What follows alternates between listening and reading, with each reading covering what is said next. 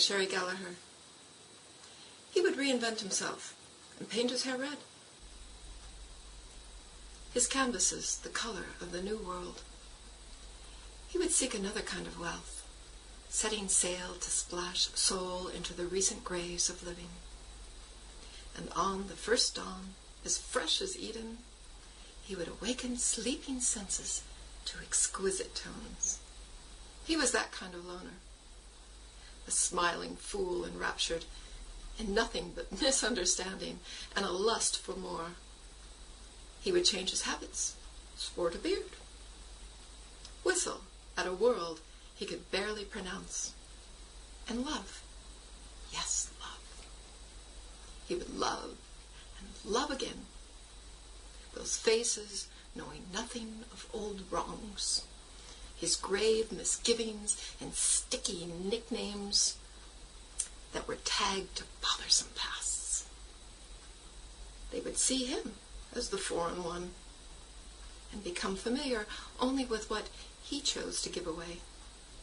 The measured secrets, made-up tales, those allusions he cast to an audience of toothless smiles. He would be their Prospero, adoring them till timbers cracked and nature did him in. Yet he would not account for the ringing of old seasons, wrapping themselves in empty gifts of remembered song. They would be taped in whispers of homeland and ribboned with years of cultivated soil. Their opening would turn him sick with bile, and he would stumble then on forgotten verse while knocking at memory's door. He would forget them all as his native smiled in refrain, knowing nothing of his then, they who lived only for their here and now. And then his seas would grow wider and wider still.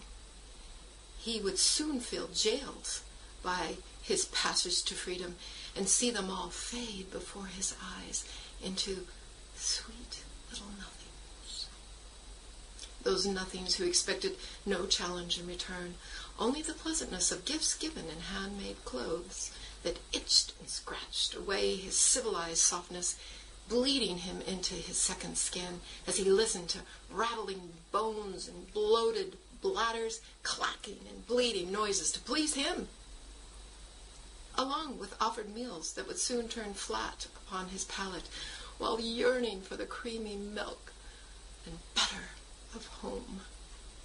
All this he would soon know, and grow to hate a people once loved. He would despise them, despising himself for loathing their company, but most of all for the belief that he could be anything else but who he really was by sidestepping his shadow to the lure of the sounding blares and foreign glares of a land where even the air would one day offend him, only because he was not home.